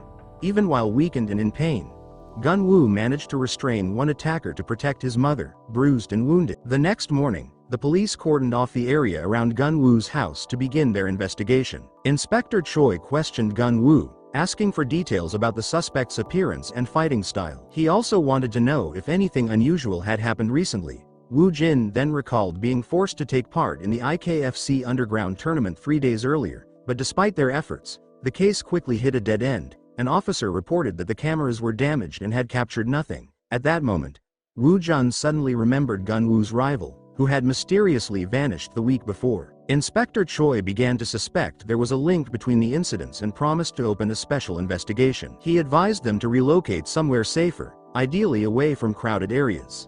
At the same time, Geon-woo's family relocated to Tae-young's house, while the gang continued to operate in secret. They kept monitoring every move, while a green-haired man and Sergeant Yoon Tae tracked Geon-woo's vehicle using street surveillance cameras. In prison, the bald inmate swallowed a strange pill at the appointed time and immediately collapsed to the ground. Foaming at the mouth, a chaotic escape attempt broke out. Guards rushed him toward the hospital, but unexpectedly, several of Chairman Baek's men were among the escapees and quickly overpowered the security staff. After bringing his family to Tae-young's house, Geon-woo asked his aunt for assistance, hoping to learn more about the underground IKFC boxing league. Tae-young began searching for information online, but she couldn't find anything. As a former cyber police officer, she immediately accessed the dark web instead, and just as expected, she uncovered full details about the underground league. The rules were ruthless. Fighters battled with no concern for their lives, and only when one side was completely defeated was the winner decided. Both of them were visibly shaken and uneasy. Woo-jin recorded the violent match on his phone, but when they tried to access the next event, the system demanded a credit card for entry. However, using a real credit card was too dangerous because the dark web was full of anonymous hackers and Tae-young's information could be exposed instantly. Even so, Geon-woo was willing to take the risk. He talked it over with Woo-jin and sought help from Senior Moon Gwang. Tae-young understood they were trying to obtain a fake credit card, but even a fake card would still be tied to someone else's identity, which could put innocent people in danger. Woo-jin then suggested using the information of someone who had already passed away. Tae-young remained silent, pretending not to hear anything. Woo-jin left Geon-woo behind to protect his mother and Tae-young while he went to meet Wang. As soon as he stepped out of the door, he was followed by 2 of Baek's henchmen. Meanwhile, the bald man was taken to an abandoned warehouse where one of Baek's subordinates injected him with an antidote. Within seconds he stood up again, snarling like a wild beast as he looked around. The henchman then tried to negotiate a deal with him for cooperation. The bald man unleashed powerful punches, striking each of them one after another. Even when one blow hit his face, it had no effect on him. The more he was surrounded, the more furious he became, charging through the group like a raging bull and attacking without pause. He even ripped off the ear of one unlucky opponent with his bare hands, forcing the others to hesitate and back away. Reluctantly, Baek was forced to step in. Meanwhile, Woo-jin arrived at Wang's office, where after exchanging familiar greetings the two embraced. Woo-jin explained everything that had happened and asked for help. He obtained 3 fake credit cards after his senior willingly provided them. Aware that his junior was in serious trouble, Wong insisted on getting involved since their opponent was not an ordinary criminal but someone operating on a global scale. He deduced that being tracked meant the enemy likely had a wide and sophisticated information network. He warned Woo-jin to remain vigilant as he could already be under surveillance, then offered to circle the area himself to spot any followers. While the two trackers remained unaware, Wong contacted Woo-jin to give him an update. The plan was to reach Geon-woo. Geon-woo was to escort his mother and Tae-young to a secure place, while Wong planned to send a location meant to draw the pursuers into a trap and handle them there. Hearing the plan, Geon-woo stayed quiet, troubled that his family had only just begun to find peace before being pulled back into danger. The only person who could potentially help now was Hong Min. Although the secretary mentioned Hong Min was in a meeting, Geon-woo still felt unsure about reaching out given the urgency of the situation. The secretary quickly arranged for security guards to be sent to protect Geon-woo's mother at the company. Meanwhile, Geon-woo borrowed a motorcycle to head out and rescue Woo-jin. After the call ended, Geon-woo's eyes was overwhelmed with tears at the irony of the situation. Yoon-tae had been tracking Woo-jin and began to sense something was wrong. The green-haired man checked the security cameras at Tae-young's house and discovered the entire family was evacuating. Realizing the plan had been compromised, Yoon-tae reported back to Baek, who immediately redirected his attention toward Woo-jin and sent over a dozen men to reinforce the pursuit. After getting his family to safety, Geon-woo raced off on a motorcycle to rescue his brother. Meanwhile, Woo-jin was halted at a red light when he noticed his pursuers suddenly change direction. He quickly made a U-turn in his car and, together with Wong, began chasing after them. Yoon-tae intentionally led them to an abandoned factory, where dozens of his men were already hidden in ambush. Confidently, they tried to overwhelm their targets through sheer numbers. But it was revealed that Yoon-tae was actually a skilled martial artist in disguise. He unleashed powerful strikes that left Wong and Woo-jin struggling to recover. As Wong was pinned and attacked, Woo-jin took the chance to kick Yoon-tae in the head.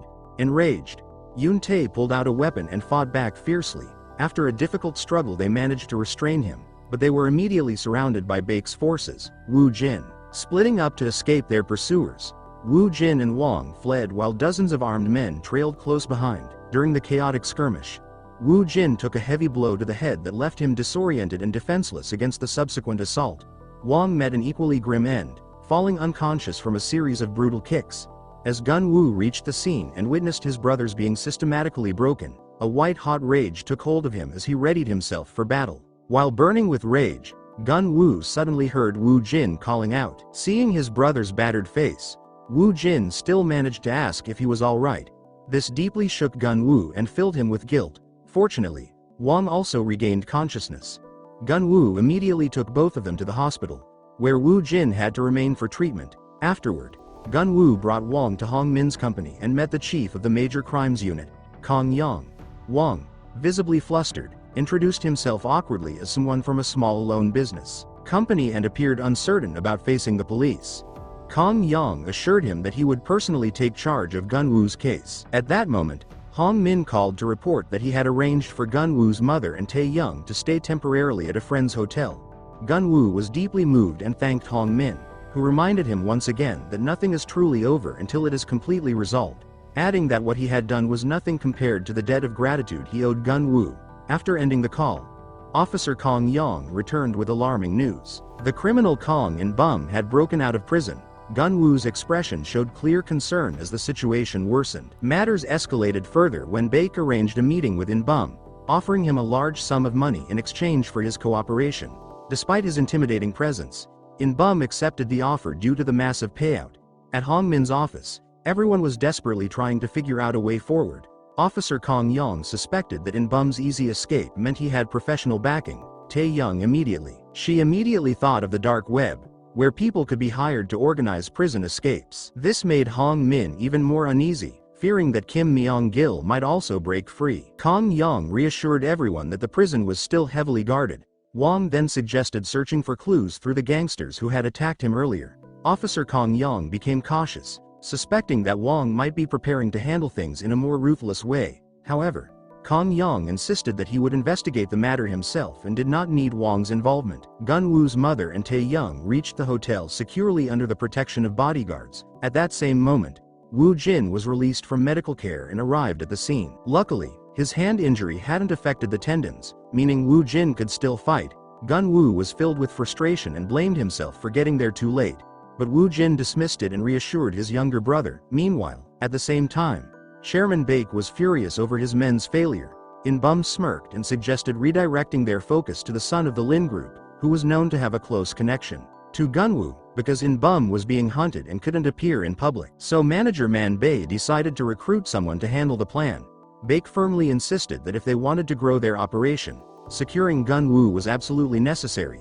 Later manager Man Bae was in the middle of disposing of his subordinate's body when he got a phone call. The caller informed him that Inspector Choi was scheduled to meet the head of the Serious Crime Unit the next morning to deliver evidence from the National Forensic Institute, in an effort to uncover what was going on. Manager Man Bae was told that he needed to transfer 20 million in advance to a mysterious contact. Meanwhile, Geon-woo and Woo-jin used a fake credit card to access the dark web and search for details about the next underground tournament event. They were shocked to find Geon-woo's image listed in the tournament schedule under the nickname Scarface. When they opened a boxing video for confirmation, they recognized the familiar face of Chairman Bank inside the ring. But just as they were about to continue watching, Tae-young's computer was suddenly hit by a virus attack. On the other end, a green-haired hacker had already gained access and was secretly observing Geon-woo's group through their cameras. Tae-young's system was forcibly disabled to stop any further information from leaking. Afterward, Wang went to meet Woo-jin, where the two explained that a previously missing individual had resurfaced in the tournament footage. They realized the immediate priority was to keep Geon-woo safe because the organizers would stop at nothing to drag him into the arena. But Geon-woo still had a planned meeting with Captain Kong set for 11 o'clock. Wang and Woo-jin took it upon themselves to scout the enemy gang's lair, though their presence was quickly detected and led to a violent confrontation. During this brawl, Woo-jin's existing injuries reopened and began to bleed heavily, putting him in a dire situation until the police intervened and took the entire criminal group into custody. Later, Geon-woo and Captain Kong waited at the designated rendezvous for Inspector Choi. However, as the inspector attempted to cross the road, an unidentified assailant suddenly charged forward and plunged a blade into him. Inspector Choi was fatally stabbed in the stomach. Geon-woo immediately chased after the attacker while Kong stayed behind to provide first aid. But the injury was too severe and Inspector Choi did not survive. Geon-woo pursued the suspect all the way to a rooftop. Yet the attacker managed to escape. When Kong later informed him of Inspector Choi's death, Geon-woo was devastated and overwhelmed with helplessness at not being able to save the inspector. Shortly after, Geon-woo and Kong went to the police station to bail out their two friends. Kong was visibly angered and criticized them for getting involved in a way that had disrupted the police's operation. Wang quietly apologized, saying they only meant to offer limited help. After seeing their stance, Kong softened slightly and agreed to proceed with an interrogation that night to extract information from the overweight gang member about the person orchestrating everything. Later that evening, while the suspect was getting a massage, Wang slipped in disguised as a staff member and began questioning him. And as the pressure escalated, the suspect started to break down and give in under intimidation. He eventually admitted that the mastermind behind the group was the gang boss Do-sol. When Wang questioned him about the fighter seen in the video, the frightened man tearfully explained that a few days earlier he had witnessed him in a fight with a long-haired individual. He had no idea who the man was, but he was struck by the watch he was wearing and managed to secretly snap a photo of it. Wang quickly sent the image to Kong so they could begin tracking down the watch's owner and move the investigation forward. At the same time, Chairman Baek's men arrived at Hong Min's assistant home, and Man Bae kidnapped his sister to force him to reveal Geon-woo's location. Afraid for her safety, the assistant reluctantly gave up Geon-woo's apartment address and also revealed director Hong Min's schedule for the following night.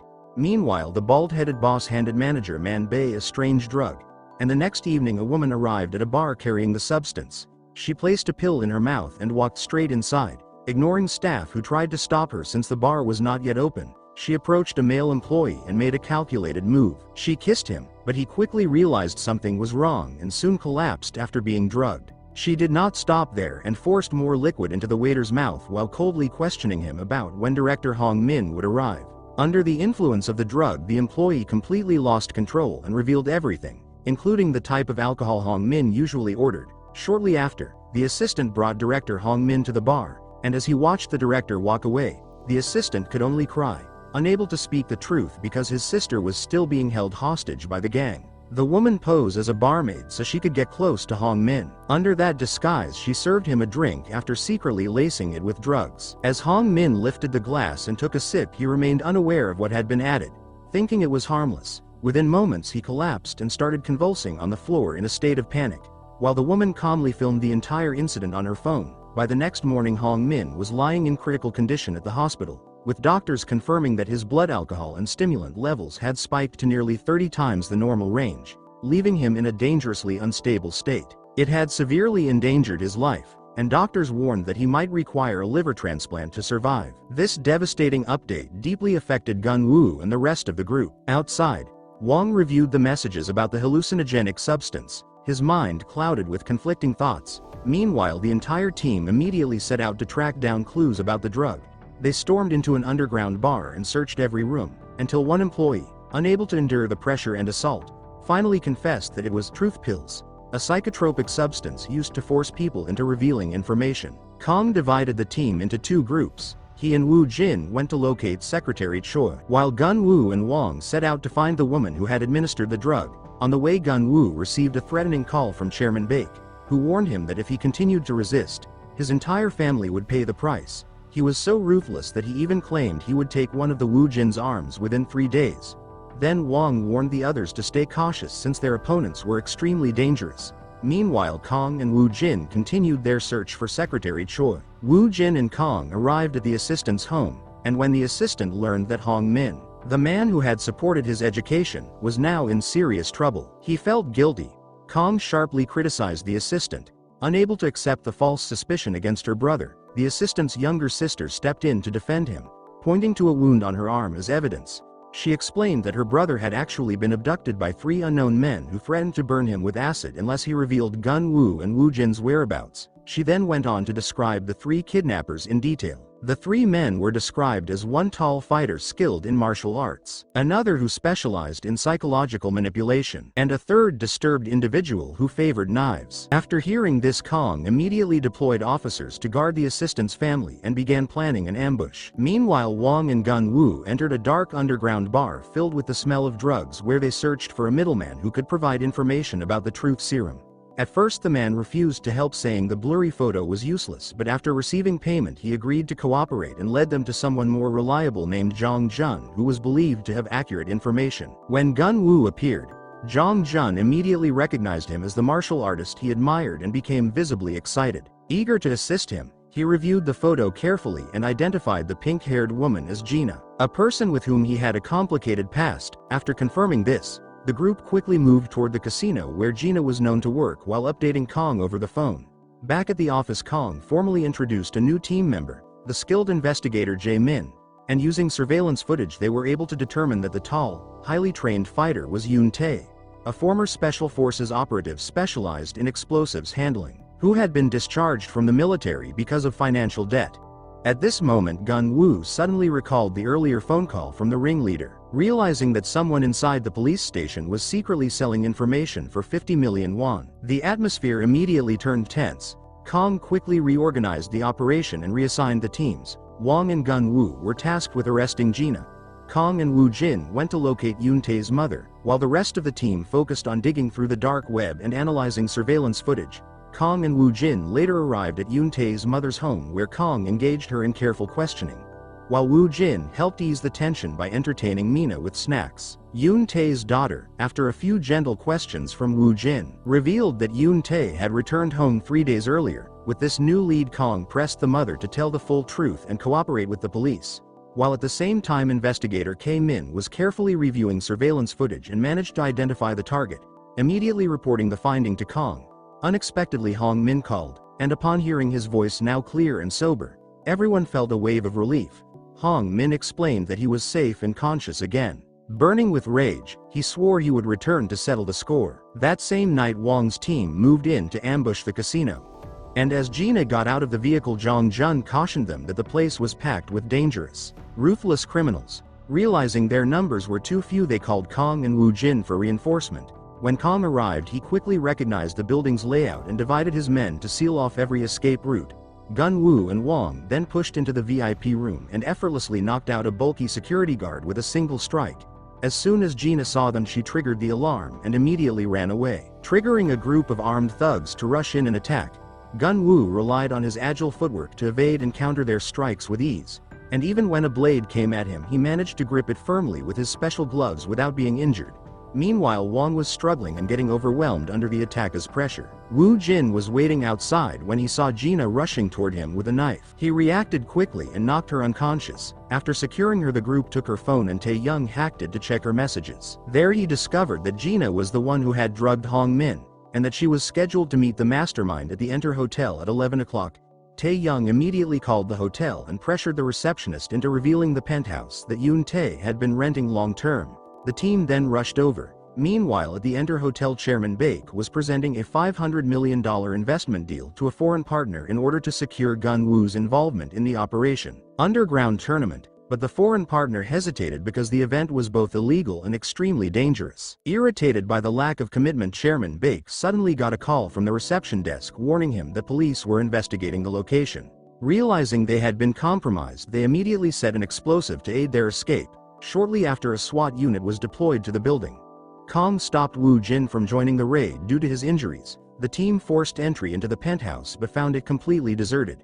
Kong turned on the lights and slowly scanned the room, staying cautious in case of traps or hidden threats. Surroundings. While carefully checking the area, Kong lifted a potted plant and was horrified to find a bomb hidden underneath. Before he could warn anyone, the criminals below activated the detonator, triggering a massive explosion that wiped out everything in the building. Geon-woo witnessed the blast and collapsed in shock and despair.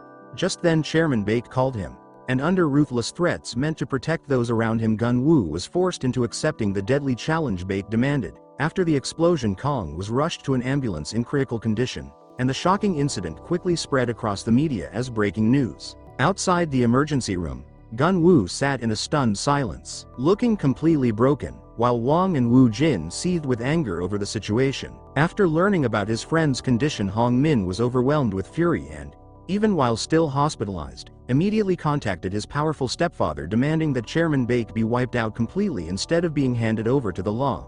Meanwhile, Wong and Woo-jin continued interrogating Gina, and Wong leaned in as though he was about to hear a confession, but in reality he was carefully observing her response, searching for any slip that might reveal more information. Unexpectedly, Gina bit Wong's ear with force, then burst into a mocking laugh, pushing him into a rage as he grabbed a hammer and threatened her, while Woo-jin also became agitated and moved in to cover her mouth to stop her from escalating the situation.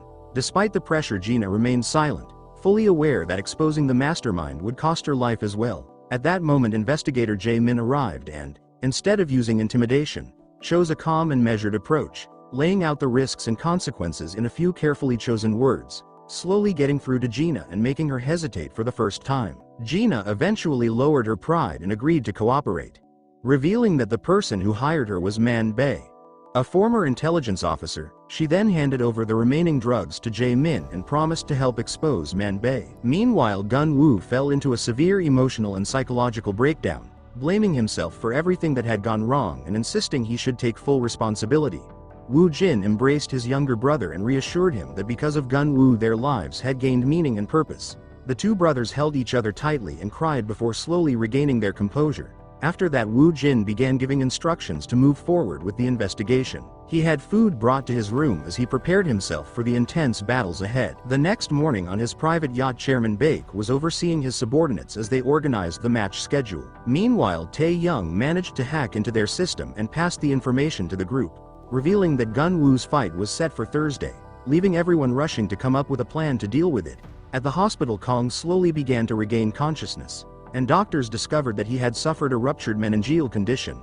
They warned him that he needed complete rest or he would have to undergo surgery. Although surgery might be required, Kong simply nodded at the doctor's warning but secretly left the hospital to reunite with his team. Back at the hotel, Jae-min remained on edge after failing to get any response from Man Bae. When Geon-woo returned from training, Woo-jin felt relieved and reminded him to stay in contact before going anywhere next time. Just then Kong arrived at the hotel, and the sight of him made Geon-woo break down in tears. Shortly after, the group gathered for a strategy meeting, with Kong taking charge of the discussion. Kong split the team into two groups, one assigned to track down Man Bae and the other to monitor Yoon Tae's family. Everyone insisted that Geon-woo should remain at the hotel for his safety until Thursday's match. But at that moment, Man Bae finally responded and arranged to meet Gina at a cafe. The team quickly escorted her to the location. However, Man Bae was a highly experienced former intelligence agent, and from his vantage point he immediately noticed that Gina was being followed by the police. Realizing the situation, he gave the order to eliminate Gina. As Gina stepped out of the restaurant, an assassin on a motorcycle suddenly moved in to strike. An unidentified assailant surged forward, slashing her throat with a blade, to the utter shock of the law enforcement officers. Gina slumped to the ground as a pool of blood formed. Eventually, the long-awaited night of the lethal tournament commenced. Geon-woo successfully reached the rendezvous and was guided deep into a desolate warehouse. Chairman Baek was already positioned there. Rather than starting the physical brawl immediately, Baek chose to manipulate the atmosphere with psychological taunts to unsettle Geon-woo. Geon-woo refused to indulge in these mind games, coldly stating that his presence there had nothing to do with financial gain. "If you are looking for a fight, let us begin." The brutal encounter was streamed live across the dark web. Outside, Tae-young realized the event was starting and desperately hunted for Geon-woo. Meanwhile, the gambling stakes on the digital platform surged to incredible heights. Geon-woo entered the arena surrounded by the heavy tension of the spectators. Geon-woo's opening adversary was a tall fighter with a massive reach.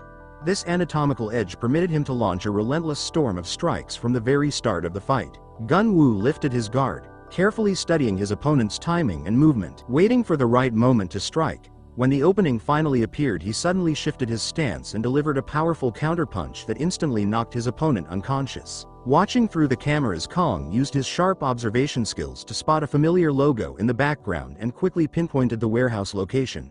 Meanwhile, the second fight began. This time Geon-woo faced a bald opponent with tattoos covering his back. Unlike the previous fighter, this man used ruthless and underhanded tactics, fighting in a dirty and aggressive way and actively trying to gain any advantage he could. The bald fighter tried to cling to Geon-woo and wear him down with constant pressure, both of them exchanging intense and aggressive blows. But thanks to his superior technique, Geon-woo slowly took control of the fight, targeting weak points with precise and powerful strikes until he finally knocked the man out. Riding the momentum, Geon-woo then pointed forward and openly challenged Chairman Baek. Unfazed by the provocation, Baek calmly removed his shirt and stepped into the ring, bringing with him years of ruthless experience from the underworld. Baek's fighting prowess was truly elite, and his merciless offensive initially pushed Geon-woo to the brink. Nevertheless, the protagonist eventually spotted a vulnerability. Geon-woo delivered a devastating blow that tore into Baek's face, causing a surge of blood to blur his sight. The pair then collided in a violent trade of strikes. In a sudden turn of events, Baek seized Geon-woo by the head and slammed him onto the ground. Gaining the upper hand, Baek wrenched one of Geon-woo's limbs, entirely neutralizing his right arm, since he had refrained from using any lethal strikes. Geon-woo found himself helpless against his rival's savage assault. Just as Baek prepared to land the decisive hit, the police unit commanded by Captain Kong stormed into the building. At the exact moment of the authorities' arrival, Geon-woo's body gave out and he drifted into unconsciousness. When he eventually regained his senses, Geon-woo was in a hospital bed with Woo-jin standing guard. Overjoyed to see his friend awake, Woo-jin warmly grasped Geon-woo's hand. "We are in this life together. If any trouble arises in the days to come, you have to promise to bring me along." Meanwhile, in the conference room, the police were steadily gathering intelligence on Chairman Baek, while at the same time Baek was on a call negotiating with a foreign partner. Following the previous night's fight, the partner had agreed to purchase 51% of the shares for $500 million. However, the deal came with conditions. He demanded that Geon-woo personally sign a 3-year contract to compete, and since the tournament could only have one winner, Baek would have to lose to Geon-woo in the ring. Hearing this condition filled Baek with rage, and he erupted in anger as he rejected the idea, refusing to give up his shares and even threatening to kill the investor if they crossed paths again. He exploded in anger and smashed his computer in frustration. Soon after, one of his henchmen arrived with urgent news that an arrest warrant had been issued for him. Realizing he could no longer remain in South Korea, he ordered his men to capture Geon-woo, refusing to let go of what he saw as a valuable asset and source of profit. News of the warrant against Chairman Baek quickly spread across the country, prompting his subordinates to hurriedly arrange a private jet for an escape to Thailand within 4 days. Despite the pressure, Baek remained unwilling to admit defeat and continued plotting his next move. He decided to invest $900 million to hire 3 S-class mercenaries, often called hunting dogs, with the goal of kidnapping Geon-woo's mother. But because the cost was too high, he ended up hiring only 2 operatives and assigned another subordinate to supervise them and make sure the operation stayed under control. Meanwhile, Yoon Tae was informed that his daughter had been rushed to the emergency room after a traffic accident. He immediately drove to the hospital that night, not realizing it was actually a setup arranged by Captain Kong. The moment Yoon Tae stepped into the hospital room, he was completely surrounded by police, and the situation escalated into a tense standoff as he found himself trapped with no escape. Holding his daughter tightly in one arm while keeping a weapon raised in the other, he stood ready to resist, but Captain Kong calmly stepped forward and shifted the situation using psychological pressure instead of force. Speaking to him as a father who understood what it meant to have a child the same age as Mina, his words slowly broke through Yoon Tae's defenses, and in the end Yoon Tae agreed to accompany the police to the station. Even so, he stayed guarded and refused to share key information, which frustrated Wang, who sharply confronted him and accused him of being selfish at such a critical moment, accusing him of being irresponsible and of bringing suffering upon his own mother and family. His sharp interrogation left Yoon Tae silent and visibly struggling with inner turmoil. After a long pause, Yoon Tae finally set a condition, saying he would cooperate only if the police guaranteed the safety of his family from Baek. Kong agreed and promised full protection. Once that was settled, he immediately pressed for Baek's location, and Yoon Tae revealed that Baek was hiding on a yacht on the Han River, but only after he was assured that his family would be kept safe. He received word from his subordinates upon docking as he attempted to flee the country through one of 3 ports. Meanwhile, the police kept investigating how Baek had prior knowledge of the raid. At the Enter Hotel, Yoon Tae disclosed that Man Bae had been supplying Baek with detailed police intelligence and had also ordered Gina's killing. Yoon Tae added that Baek's network of informants inside the police included multiple individuals. He also warned that Baek was planning to escape to Thailand, describing his behavior as reckless and noting that he had even hired an assassin to abduct Geon-woo's mother, to force Geon-woo to travel to Thailand for a rematch broadcast to the entire world and take his revenge. While this was happening, Baek called to check on the situation. Yoon Tae lied and said his daughter was undergoing a brain MRI, so Baek did not suspect anything and simply told him to return quickly. Seeing that Yoon Tae had truly taken his side, Captain Kong immediately shook his hand. After the brutal fight, Geon-woo's condition was extremely serious. His injuries were so severe that the doctor recommended stronger painkillers, but Geon-woo refused. He ran off to find Hong Min. Hong Min, after being stuck in the hospital for so long, felt suffocated and wanted to leave. He left Geon-woo resting and went to meet someone else. The person Hong Min met was Cho Se-jong, someone introduced by his stepfather. At the same time, Cho-jong was talking and assigning code names to his subordinates. Just then Hong Min called to say the recording was about to start. He pretended to casually speak with Kong about Baek's case. He deliberately guided the conversation to draw out information, intending for Cho Se-jong to record everything as evidence. Handing Baek's gang over to the authorities still left Hong Min uneasy. Hong Min coldly stated that he had arranged for undercover agents to step in, planning to wipe them all out instead of taking them to court.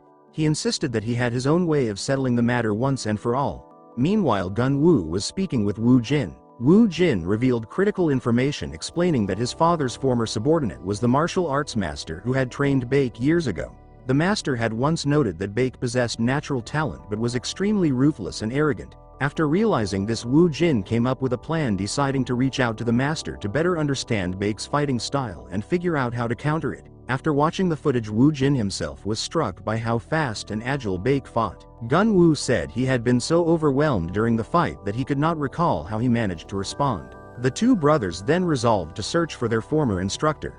Before leaving, they sat down for a simple home-cooked meal.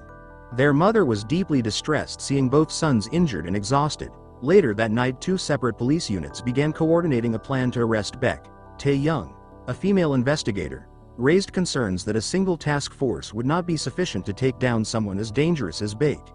She also warned that there may be insiders within the police who could leak information and jeopardize the operation. Because of this, she proposed involving Yoon Tae in the mission. After the interrogation, Yoon Tae returned to the yacht to continue his undercover mission. Meanwhile, Baek was informed by his subordinate that Diego's match schedule had been finalized. Baek cautioned Yoon Tae to be ready, warning that their escape would be a long and difficult one. The following morning, Sergeant Jun arrived with Hanu's criminal investigation team as requested by Tae-young, and both teams carefully coordinated and refined their operation plan. Kong firmly reminded everyone to stay alert and treat any unfamiliar members from other teams with suspicion in case Baek had planted informants among them. 3 police units quickly moved into position and waited for the target to enter the trap. Shortly after, the vehicle carrying the suspect arrived and the officers rushed into the small clinic where Baek's subordinate had scheduled a prior appointment. Once Baek realized he had been ambushed, he immediately seized a surgical knife and used it as a weapon while taking hostages. Even while facing a wall of firearms, Baek charged ahead, Plunging a blade into the arm of the closest lawman multiple times, he sent the officer crashing to the floor and kicked through the barricade at the entrance before pivoting to strike once more. Baek seized a pair of surgical scissors and lashed out at the chasing officers with terrifying speed and raw power. Standing alone, Baek dismantled a significant portion of the police force, the chaotic struggle only. The confrontation only ended when 3 officers simultaneously deployed tasers and managed to bring Baek under control. While being transported in the escort vehicle, Baek came to the realization that he had been betrayed by one of his closest subordinates. Sensing that things were going wrong, Man Bae abruptly stopped the car and refused to help unless he was paid more. Although unwilling, the green-haired man agreed and transferred 5 bitcoins. Once the payment was confirmed, Man Bae went further and brought in additional accomplices by promising a 200 million reward. The massive payout quickly attracted more participants driven by greed, and a truck was sent out to support the operation. They drove the opposite way down the road and slammed into a police vehicle head-on. Inside the escort car, Baek observed everything and showed a confident smile. Even though the police managed to swerve and avoid the truck, additional attackers who had been concealed in the sewer suddenly surfaced and broke the vehicle windows in an attempt to extract their leader. Officers responded with gunfire to contain the escalating chaos, but the disorder allowed Baek to slip away. He then seized a police officer and held him hostage as a human shield, forcing Kong to proceed with extreme caution. He broke the siege using a stun baton, but before the officers could recover, 2 knife-wielding assassins arrived on a motorcycle and struck the police unit. Seeing the imbalance, Yoon Tae asked for his handcuffs to be removed so he could help, since it was a 2-against-1 situation. Wong also moved in to assist. Although Yoon Tae managed to evade the attacks with quick movements, he remained on the defensive and was unable to bring the attacker down.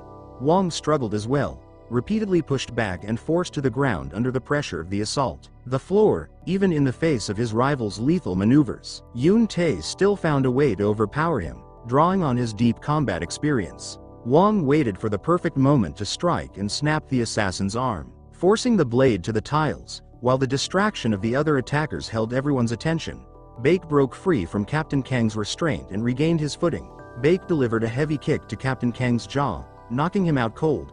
Baek then coerced a nearby individual to release his restraints. Spotting Yoon Tae, who had betrayed him, Baek began to exact his revenge, prompting Wong to rush forward and interfere. Yet he was savagely pummeled into unconsciousness by Baek.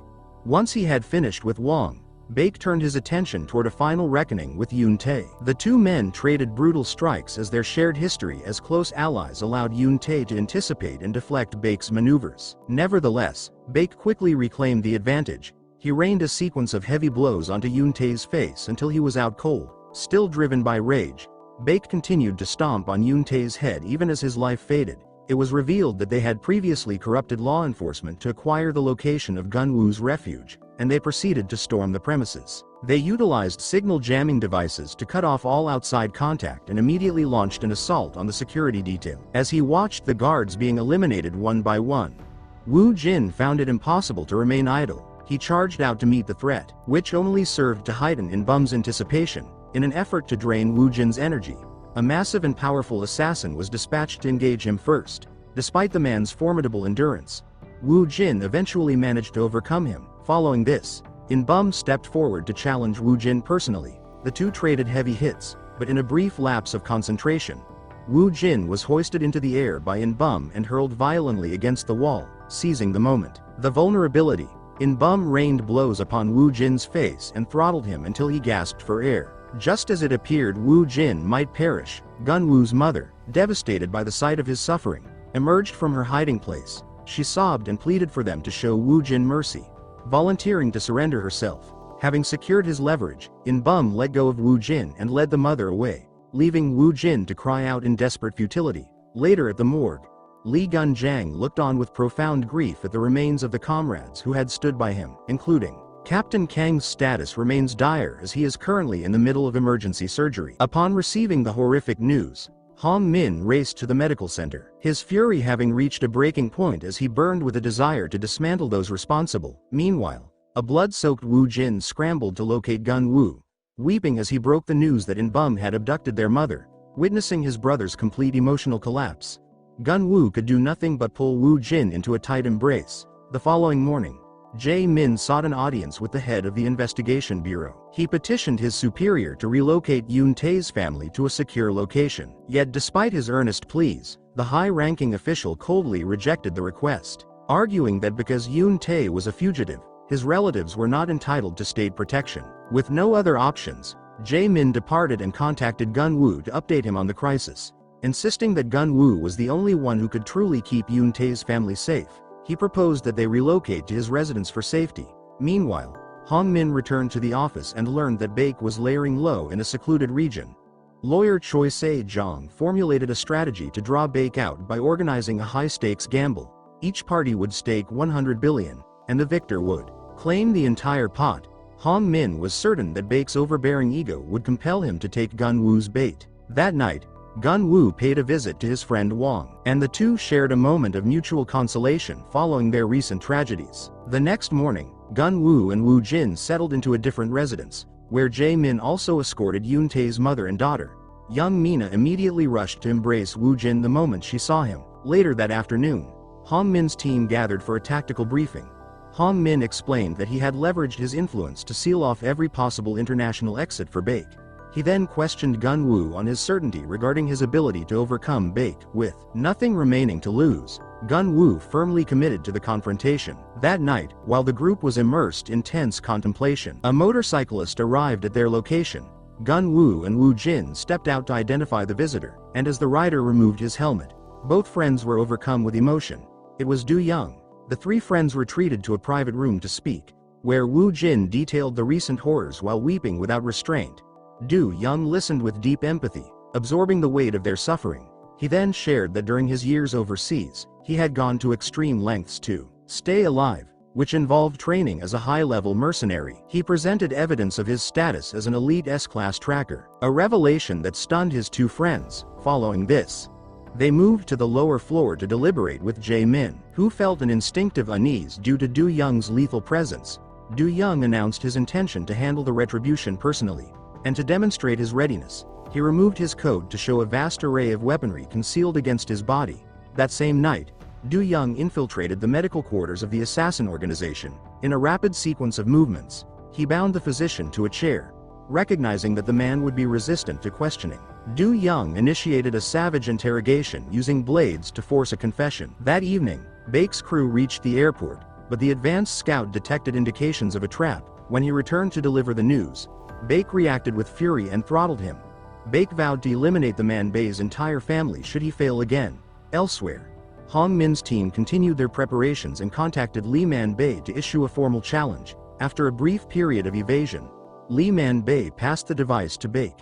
Upon listening to Hong-min's demand for a duel, flew into a rage. He threatened Geon-woo's mother, anticipating that Hong-min would retreat. Baek was caught off guard when Hong-min bluntly challenged him to a fight before coldly ending the call. Incensed, Baek attempted to injure Geon-woo's mother. Luckily, Man-bae stepped in just in time.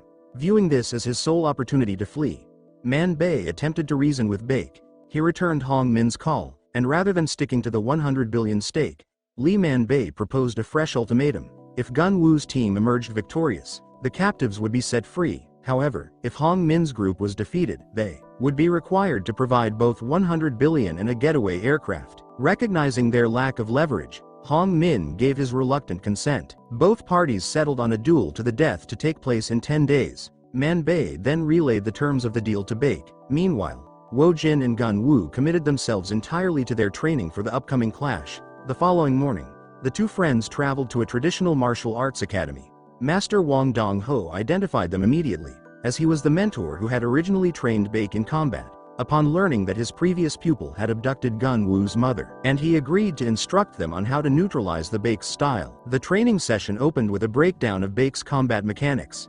His right hook was exceptionally rapid, while his left cross carried catastrophic force. Having personally absorbed the brunt of those strikes, Woo-jin grasped the danger better than anyone else. Master Wang further elaborated that Baek possessed a sharp tactical intellect and a superior ability to anticipate his adversary's movements. To provide Geon-woo with a clearer perspective, Master Wang called for a live combat demonstration. Utilizing his natural-born talent, Geon-woo mastered the counter to Baek's signature move in a mere 2 minutes, while on the opposing side, the syndicate ordered the mobilization of 20 men to secure a specific facility. Do-young successfully infiltrated their ranks immediately. That evening, Gun-woo's team convened for their final tactical briefing. Tae-young was assigned to breach the security mainframe, while Do-young planned to exploit the ensuing turmoil to extract the captives. Hong-min and Jae-min were tasked with holding the perimeter. With the strategy set, the entire group threw themselves into grueling physical preparation, knowing from their past setbacks, Gun-woo pivoted his strategy,